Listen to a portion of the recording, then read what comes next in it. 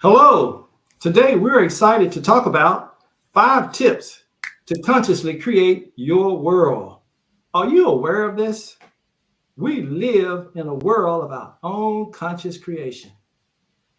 Welcome to our very special guest, Meredith, and to all of our viewers. Subscribe to our channel and smash the like button. We really would appreciate it. 5 tips to consciously create your world: choice, awareness, think and create, meditate, and attention. We're going to discover today some very creative ways to start a new thought process, to train our minds how to create the world that we really desire.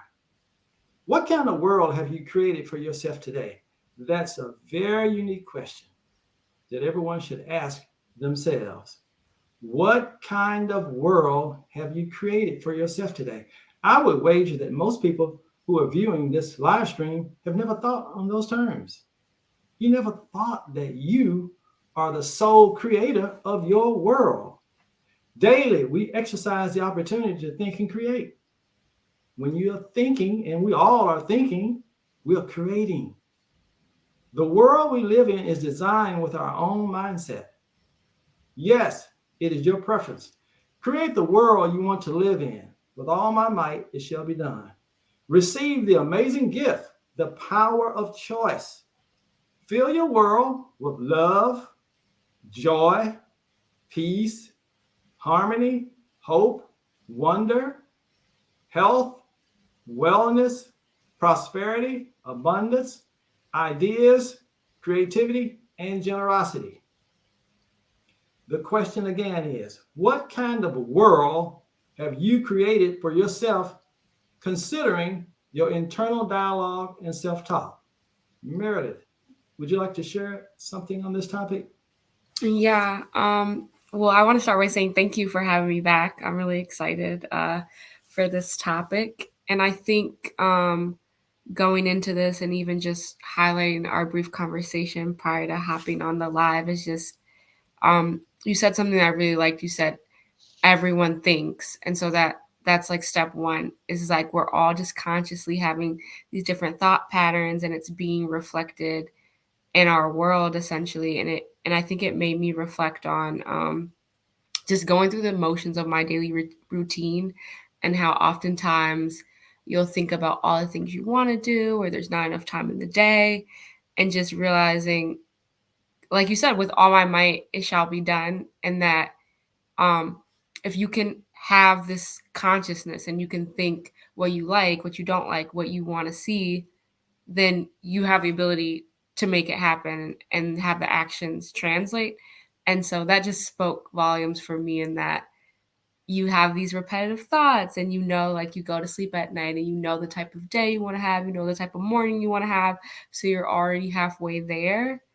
And it just was really, I think, a really positive um, statement, in that you're already on your way and that you're having these thoughts, and that, like, what are the next steps to like create a more positive life for yourself.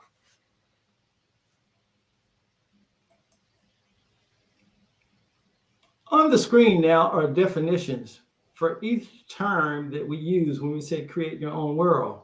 Sometimes words means different things in different languages and cultures.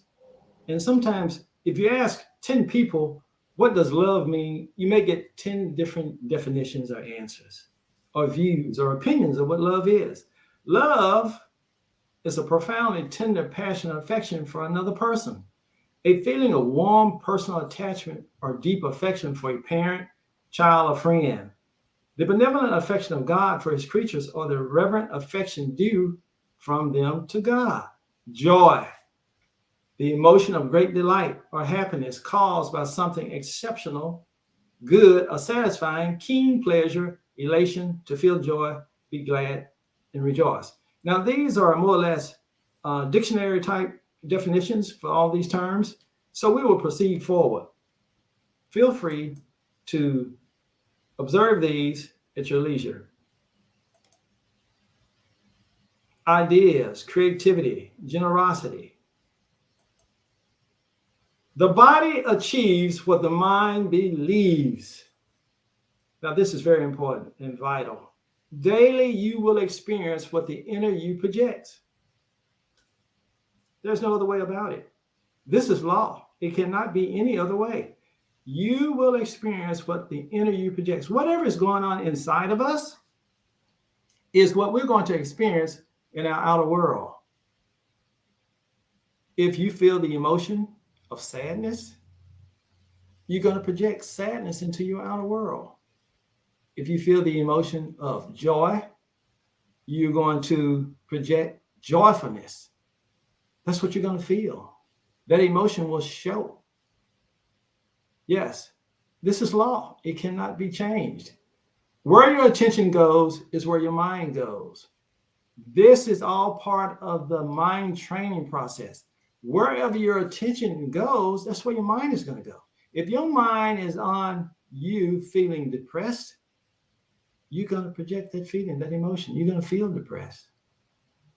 If your mind is focused on the attention of feeling fearful, you're going to have the emotion of being afraid, fearful.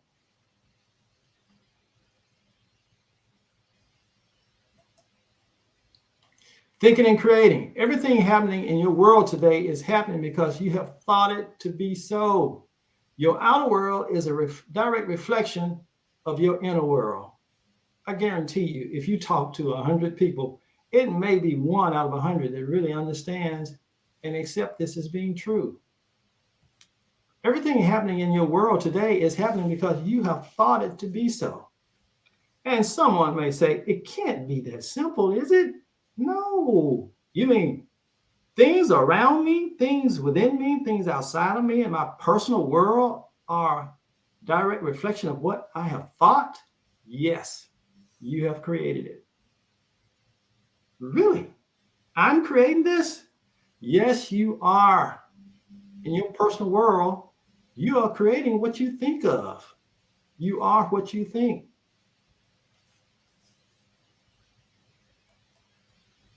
Inner world, outer world management. Keyword management. What we're going to explore today is learning how to manage our emotions, our thoughts, our feelings, our perceptions, our awareness, all of those things. Now, the ego, to my knowledge, it cannot be eliminated or eradicated permanently, but it can be managed.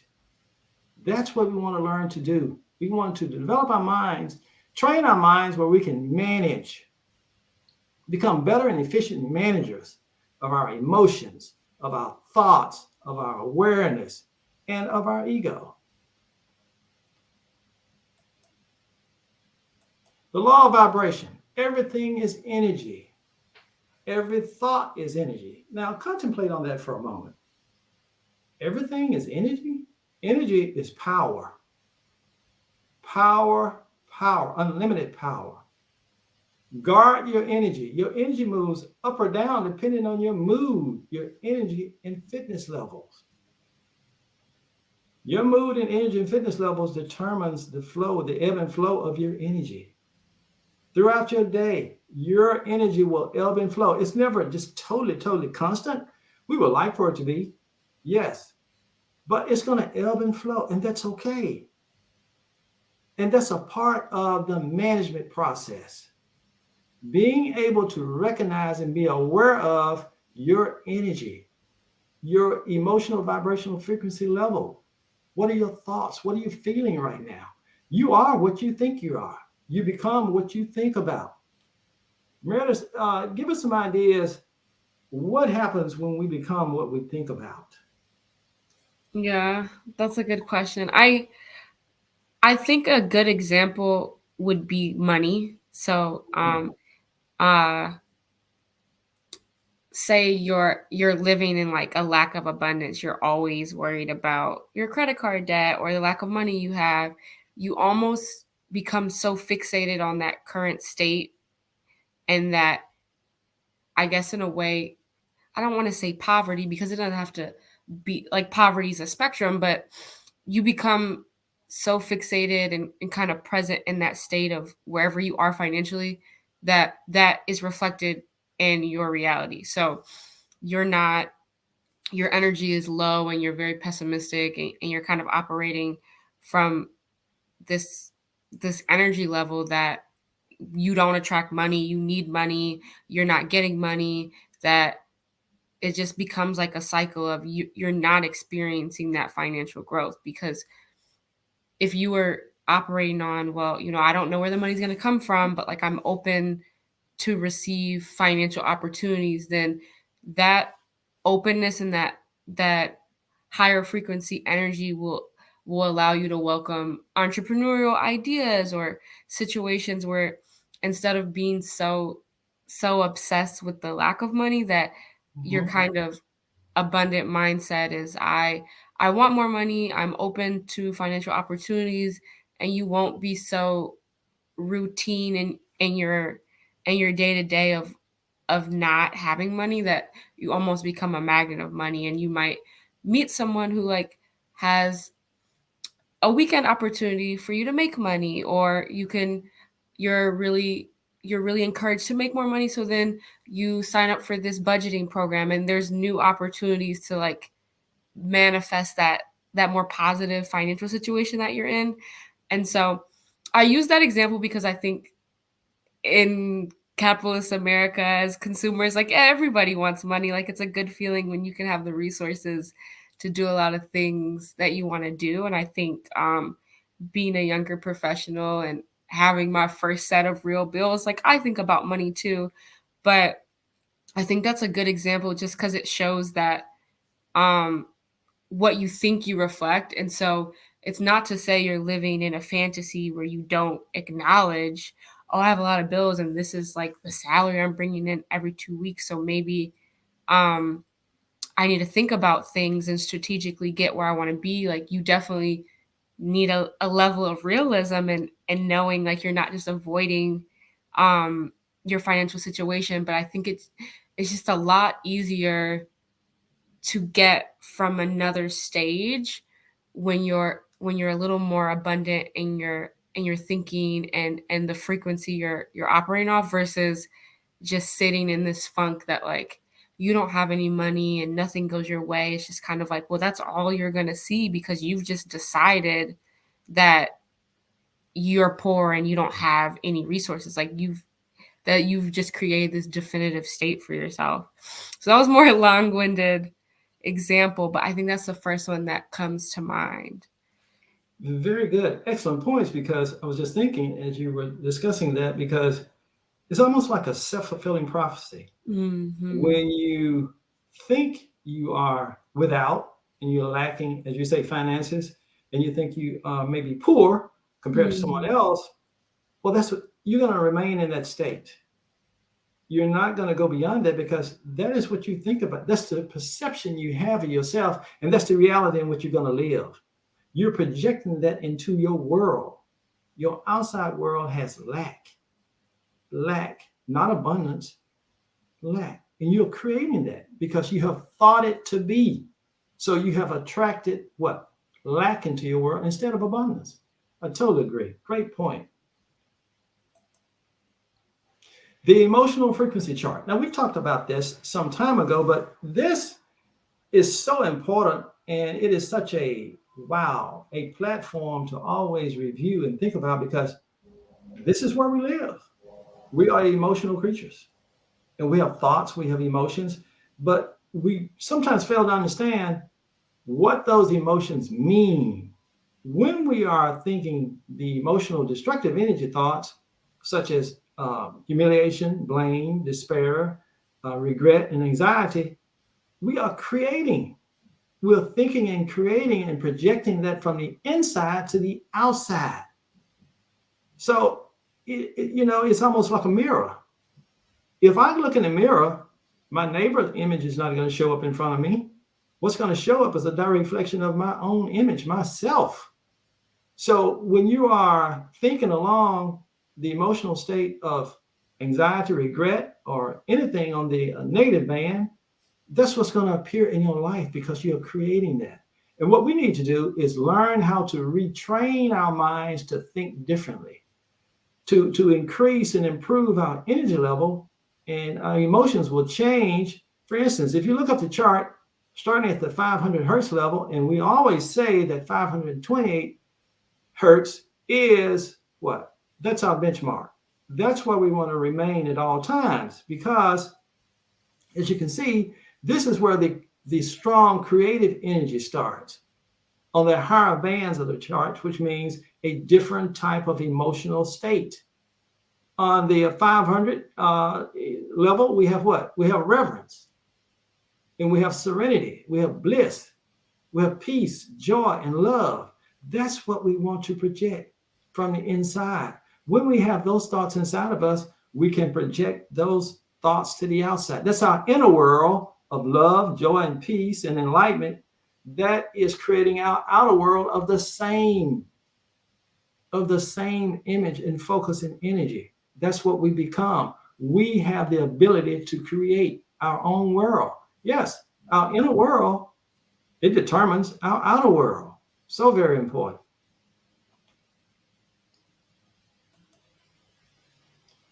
It is crucial that we learn to manage our ego. All of those emotions on the emotional frequency chart, they are all about management. Yes, because any of us can, we can be filled with fear, anxiety, frustration, depression, anger, if we allow ourselves to be overtaken by those emotional thoughts. But we'll learn to manage the ego, manage our emotions, manage our awareness, our perceptions of life. Now, the ego is very, very deceptive. As I said before, to my knowledge, it cannot be eliminated or eradicated completely, but it can be managed and controlled. It must be, or it will take over you and manage you. Now, I heard a long time ago, and it was very interesting, as a very, very young person, I was watching a TV show, and it was talking about icebergs in the water. And it made a very profound statement. It said, as you look out on the surface of the water, the part of the iceberg that you see above the surface, that is the smallest part of the iceberg. The greater portion and size of the iceberg is below the surface of the water line. Look at the diagram and picture here on the screen. You see what's there. You got the ego, the id, the superego, all parts of the ego and the psyche of a human. Mm. We must learn to manage. Now let's examine what these different terms are. Ego. All negative energy comes from the contradiction of the ego. The I or self of any person, a person as thinking, feeling, and willing, and distinguishing itself from the selves of others from objects of its thought. Psychoanalysis is a part of the psychic apparatus that experiences and reacts to the outside world, thus mediates between the primitive drives of the id and the demands of the social and physical environment. The part of the psyche, the id, residing in the unconscious, that is the source of instinctive impulses that seek satisfaction in accordance with the pleasure and principle, are modified by the ego and the superego before they are given overt expression. And someone may be thinking, so why do I need to know that? Because you need to understand the forces that you're dealing with. The more intel you have on your adversary, the more probability that you can be victorious. In learning to manage the ego, we need to know everything about it, all of the specifics, all of the minute details. The superego, the part of the personality, the conscious, formed in early life by internalization of the standards of parents and other models of behavior. Very key thing that was mentioned there. Parents and other models of behavior. Self-sabotage and inner rebellion caused by the ego, mind, and subconscious at the notion that they are losing their control over you and what you think. Another great reason why we must learn to manage the ego. On the screen is a chart. Now, this is very, very, very enlightening. You have two columns. One column stresses, excuse me, the higher self, the real you, and the other column stresses the ego.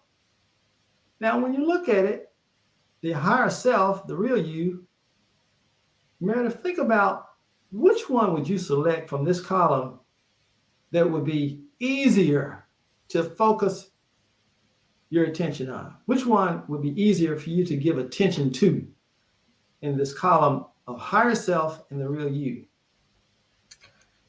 I think it's between is always grateful or I live in abundance. Okay, can you tell us why you feel that one would be easier for you to give attention to?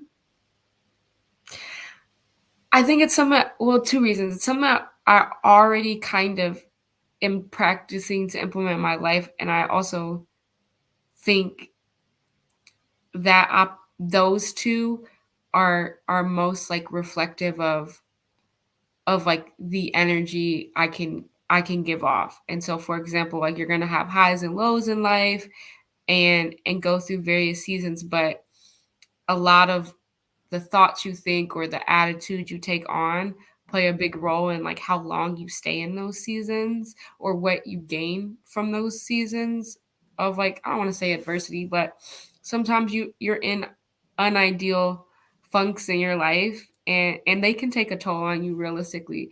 And so living in abundance or I'm always grateful is kind of that higher frequency, that 520 and above we want to stay at, and that the sense of I didn't necessarily get my promotion that I wanted at year end, and so maybe my salary is not exactly where I wanted it. But going back to what the ego could do is like you're operating off that emotion, and you're furious, and you could not see how maybe it's not your time for something, or maybe if you stay in this place where you feel like you no longer need to be in, that like self growth and like future opportunities that can lead to. And so when you feel like you don't have what you are owed right now, then operating off of, well, I'm grateful, this is a recession right now. A lot of people are losing their jobs. Like, I'm grateful that,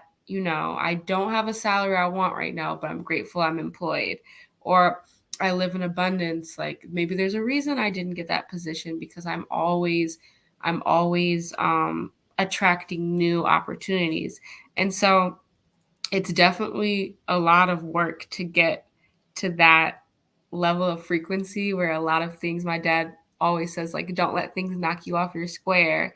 And so I think it takes a lot of practice, and like you said, you have to you have to kind of like mentally train yourself to start thinking on that level. And it is, in a way, you have to kind of fake it till you make it and have those internal affirmations. You're reminding yourself, like, I'm not gonna go to the right side and operate off ego. But I think just where I'm at right now, those are two that I know I really need, and I feel like I can make it happen. Like, I'd rather be very happy and grateful than um kind of like, wow, like I'm this person, I'm that person, like how dare they like overlook me for this. Because it's really hard to, once you get in that attitude or you kind of affirm, like, I don't like this job or I don't like this person, it's really hard to redeem that attitude. You're kind of stuck there. Like, once you decide you don't like something, it's really hard to change your mind about it. Okay, great points. Now I'm going to take the other side of the chart, which is the big bad ego side. And I'm going to pose a question like this. Which one of the items on the ego side would I say would be the most challenging not to place your attention on? Mhm. Actually, the whole list would fit that description. But I'm going to single out one because I think it is the easiest for everyone to relate to, and that is craves attention, adoration, and achievement. Everybody likes a little bit of attention. Everybody likes to be admired. Everybody likes to achieve and to be told that you are great. Mhm. Yes, but how far does that go? And to what degree? Do you allow that to develop in your mind. Because once it starts going and going and growing and expanding, it gets into what? Pride. Mm-hmm. And you become very, very selfish. And you become a person who's only thinking about me, self, me, my. And you're no longer a team player. You only want to satisfy what? Your own ego. You become heartless. You don't care about what happens to the rest of the people on the team or the rest of the people in the neighborhood or the family or in the group. It's all about me. You guys just have to fit in where you can get in, because this is about my time, my effort, my success, my turn in the spotlight. So I would say craving attention, adoration, and achievement would be the one that would be the most challenging for most people to not to accept or to have their attention placed on. The law of awareness, becoming more and more aware. When we're meditating, when you start out meditating, as I did some time ago, it was a very new concept to me. I didn't have much information about it at all. Now I knew quite a bit about prayer, but the thought of meditating, that's something new. And when I started to meditate, I was advised by a very wise person to meditate in short increments of time, short spans of time, because it was explained to me that your greatest challenge would be attention, focusing your attention, because your mind will start to just run. Wow. You'll be thinking about everything, the things you have to do, what you got to do at work, what projects that you catch up on, you got to stop at the grocery store, you got to pay this bill, you got to do all these things are on your mind, all the things you have to do. And that's what you're going to think about. Is that meditating? So what I started to do was to learn to focus. And I found out one very key step that I was missing from the start was in my meditation process, I was never totally relaxed. The more I learned to get control of my body and to focus my attention on relaxing my body, the more I was able to get into the flow of the meditation process. So total relaxation was the first step for me, learning how to be totally relaxed. And after that, my periods and duration of time began to increase as I was able to focus and meditate a little longer. I started out with 24 minutes of meditation time. I want to be able to meditate for a duration of time of 24 minutes. And once I accomplished this, I started to relax more and more and more. Then I was able to focus my attention on one thing at a time. I became very focused, and I was able to channel all of my thoughts on one central thing. And that led me to be able to, as of now, meditate for 1 full hour. Sometimes I go for an hour and 15 to 20 minutes. It's only because the meditation is so great. Once you get control of this process and learn how to train your mind to focus your attention and get totally relaxed, sometimes you lose track of time. That's what I do. I lose track of time. I say, whoa, I'm 15 minutes over. I'm 20 minutes over. Okay, great. It was a great experience. So mind training, training your mind, learning to focus your attention on one thing at a time. And it starts with, very simply, learning how to focus your attention on each area of your body. I started with it simply doing this. I would say to myself, my scalp is relaxed. My forehead is relaxed. My eyelids are relaxed. My cheekbone area is relaxed. My lips are relaxed. My neck is relaxed. And I will go all the way down to the tip of my toes. My back, my shoulders, my abdomen, my lower back, my upper back, my arms, my legs, my knees, my lower legs, my heels, my feet, and my toes. Once I was able to get my attention focused on each area and zone of my body becoming relaxed, I was able to proceed in a controlled, focused manner with my attention. Meditation, your superpower. Meditation, one's commitment to focus one's attention. I would suggest to anyone, show me the results of your meditation, and I will show you the ability and your commitment to focus your attention. Yes, meditation is your superpower, but once you learn how to focus your attention, the more successful you're going to be, and the more you're going to be rewarded from your meditation session. Learning to train your mind to focus your attention. Now, here's a tip that you can use, a little exercise to learn, to just something to do to start training your mind to focus your attention. Imagine this. Before going to bed tonight, you sit on the side of your bed. This will only take about 1 or 2 minutes. Sit on the side of your bed and trace each one of your steps back to the beginning of the day when you first got out of bed. It's not easy, but once you can train your mind to focus on each step, each thing that you did, from the point that you were sitting on the side of your bed back to the morning time when you were getting out of bed, you're going to find it to be very interesting. Here's another exercise you can do to train your mind to become more focused with your attention and your awareness. Imagine going to the mall or the grocery store or to any place where there's lots of people. And for an example, you say to yourself, once you go to the mall and make your visit and you get back home, and just sit down very quietly and ask yourself, how many individuals did I see with wearing a suit and tie? And where were they located? Allow your mind to go back and review every person that you saw in the mall on your visit that was wearing a shirt and tie. Where were they located in the mall? When you go to the grocery store, when you return home, you sit down and let your mind review that experience, that shopping trip at the grocery store, and discover how many people did you see wearing the color blue and where were they located in the grocery store. You're going to determine how aware you are. What is your awareness level like? Are you aware?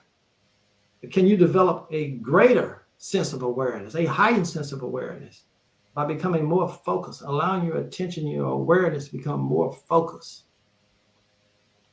Meredith, do you have any thoughts on that? No, I think you've given me some homework. I'm thinking about sitting on the Very edge of my good. bed tonight and going through those steps. I think focus and just being in the stillness and not letting your mind wander is the hardest thing I'm overcoming in like my meditation practice. So I'm just soaking in everything you're saying. I don't have anything to add. Great. Glad to be of help. Hmm. Okay, here's some of the benefits of meditating. It removes blockages and resistance. It provides insight, inventions, concepts, solutions, and knowledge. It provides ideas, problem solving, stress relief, relaxation, peace, and calmness. And you're able to connect with the source and creator of all seeing, all knowing power. Your divine higher self, the real you, and I are God. We're one. How could we not be? You are created in my image and likeness. Wow. Yes. Meditation, that is our superpower. Here's an example of someone who's meditating. Now look at that very closely because she's very relaxed. You can see she's very focused. And she's probably doing guided meditation. Guided meditation is when you're listening to a program or an audio program that guides you through the meditation session. You can see she has on her headphones, and the headphones are hooked to a cell phone, so I'm sure that's guided meditation. But look at her posture there, how relaxed she is. Now, when I'm doing my meditation, I sit in a chair. Matter of fact, the same chair I'm sitting in right now. Yes, that's the most effective posture for me, sitting in a chair, very relaxed. The room is totally quiet and still. And I usually start at 5 o'clock in the morning, 5 a.m. There are many different ways of meditating. Now, this is very interesting. Take a very good look at this picture. Another thing that helped me along the path of learning how to meditate personally, when I first started, there's a park near my home where I go and walk. I spend a lot of time out in the forest, walking and thinking. Being out in nature is so therapeutic and it's so very good for you emotionally and, making you aware and more conscious about the world around you. There's a special area in the park that I would go and look at because the trees were so beautiful. And to help my body and to help me settle down and relax, I would revisit with that image in my mind that I saw and I experienced in the forest. Now, this picture right here, look at all of the details in this picture. Look at the lake, all of the trees around the edge of the lake, the mountains in the far off distance, the blue sky. Once you capture, your eyes are like the lens of a camera, but your brain is the database. It's the hardware of the camera. As you are capturing this image in your mind, you can replay it at will at any time, anywhere. When you're meditating, when you need to really focus your attention and relax, allow your mind to pull up and revisit this image that we're looking at right now. Keep this image in your mind. It is a beautiful, beautiful scene of nature. It is just wonderful. It is so peaceful and calm there in the forest, a lake in the forest, surrounded by all of the greenery, the trees, the shrubbery, the beautiful mountains, the beautiful blue sky. Keep this picture in your mind.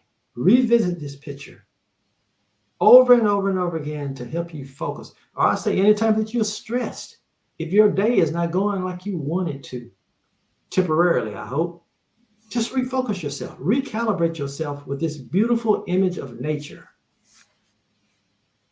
It will be a great help to you. Meditate. Here is a person who's meditating in their private office. They may work from home or in their own business. They may be gathering solutions or ideas for a new project, problem solving, analyzing the work that needs to be done and completed on this day. They are meditating. They are connecting to a higher source of knowledge and information. They're gaining wisdom by meditating.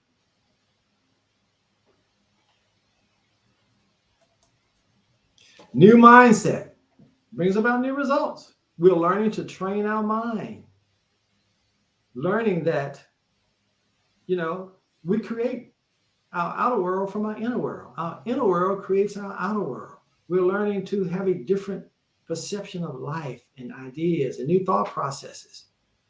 We're gathering and gaining and growing and developing a new mindset that's going to produce new and different results. As above and so below. This is the first law of the universe. As it is on earth, so it is in heaven. First things first. This is law of the universe. As it is above, so below. Which really means, in layman terms, there are certain principles that are already instituted. If we learn them and follow them and tap into them, it's amazing what we can achieve in this journey we call life. If we just listen and be open to new information.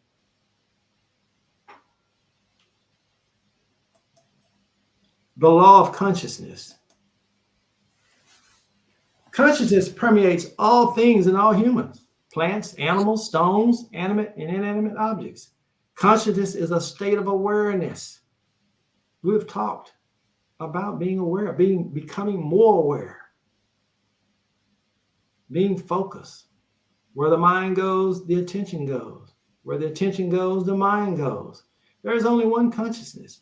There's only one pure consciousness, and that is God.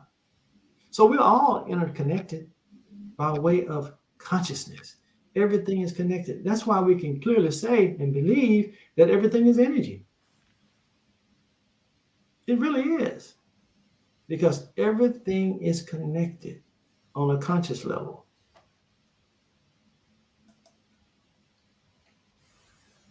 Service.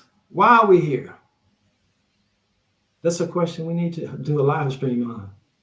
Why are we here? To make a difference. What we're doing today, we hope will make a difference in someone's life. Serving others should be one of the most important goals in life. It should be one of your most important goals in life. To serve humanity is the price we pay to remain on earth. Now, that's an interesting concept and notion to think about. Self-love, love yourself, forgive yourself, and value yourself. Practice gratitude at all times. We live in a world of our own conscious creation.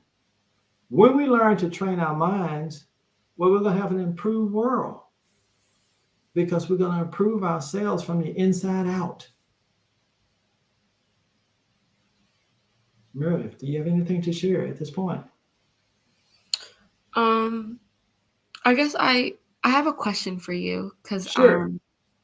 I really like our conversation so far, and going back to a little earlier about I liked your detailed examples of how you meditate, and I think that was especially for me like a newer um, a person on like my newer meditation walk. I really appreciated examples of how you Mhm. went through everything and the theme of thinking and creating. And so I have a question for you. What would your meditations look like if you were someone who is, I think earlier in a couple slides you talked about self-love and like letting go of like regret or indecisiveness or different decisions that maybe it's so easy in seasons of uncertainty to feel like, oh, I wish I would have done this thing, or what if I did X, Y, and Z, like to kind of in a way glorify like the road you didn't take when right now something seems hard. So what would an example of your meditations look like if decision making or kind of the decision you made and you're kind of trying to navigate that, what would your meditations look like in that type of situation? Are you asking if I made decisions that I now regret?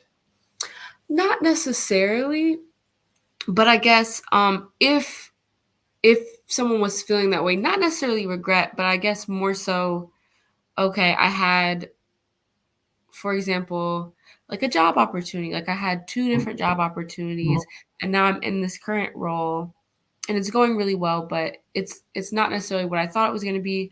So what would a meditation look like to get in that more abundant mindset of there's a reason why I'm here, and even though X, Y, and Z is a little unclear for me, what are ways to to create a day where you're not reverting back to, oh, what if I did this, or I guess like more of a season of Mm. indecisiveness and not as confident. Oh, okay. This is exactly what I would do. This would be my approach. Once I get into my meditation session, Mm, I would focus on the decision that I made, the mm, career choice, or the job description that I have, or the position that I have. I would channel my focus, laser beam, like on just that. Now, very relaxed, not stressed, not mm, trying to force an outcome for sure, but that would be my focus. My attention would be on that job, position, or career choice, and I would meditate on it. mm, Now, this probably would take place more than just one session. It may be for several days. I would mm, meditate on this. And while I'm meditating on it, I would listen and pay attention to what my meditation session is saying to me.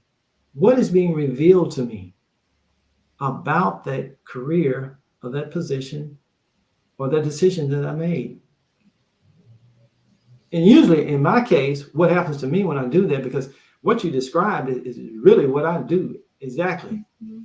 I will, let me give you an example. Coming back to your example in a moment. When I write my books, sometimes I get a title of a chapter before I get out of bed. Mm. Maybe about 2 minutes before I get out of bed. And that's just the title. It may be a sentence in the first paragraph. So as I move into my area where I meditate, that is what I give my attention to.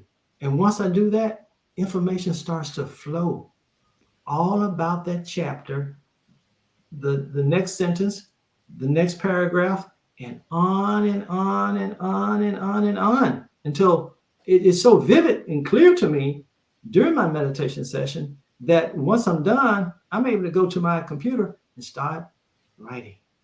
Mm. And what I'm writing is what was revealed to me from my meditation session. Yes.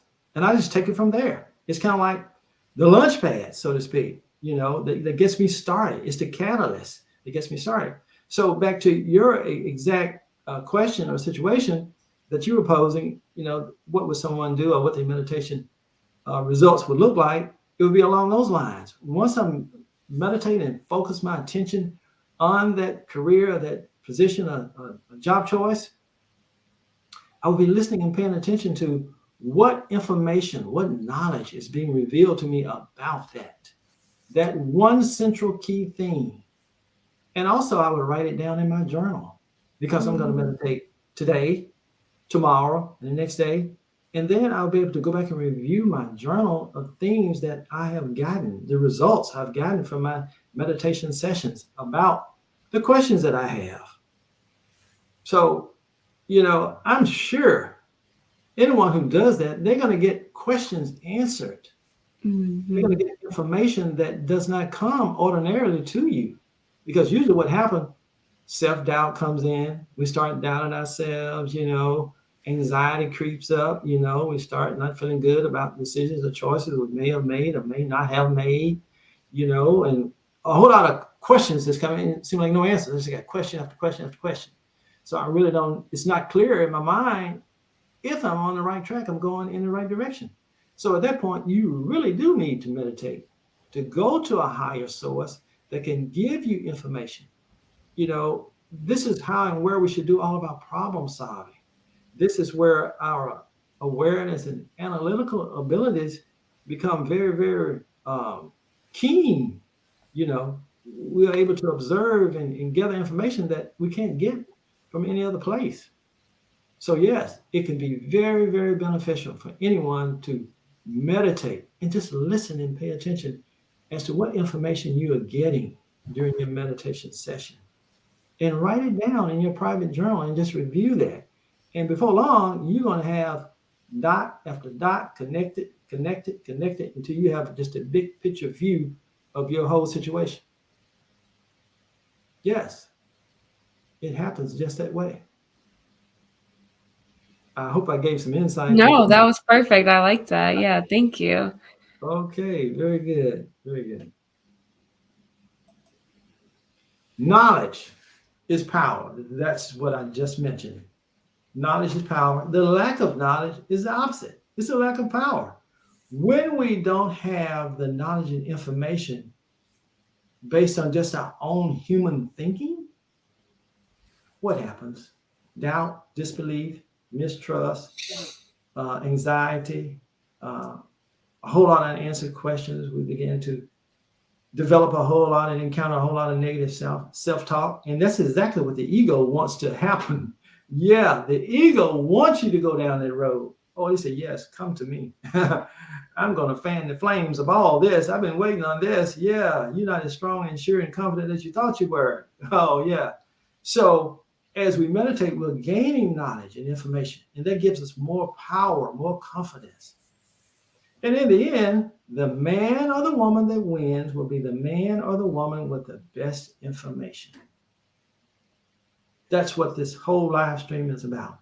You gathering for yourself and gaining benefit from the best information. because that's going to be the winning ticket. Having the best information will give you knowledge and confidence and success in life.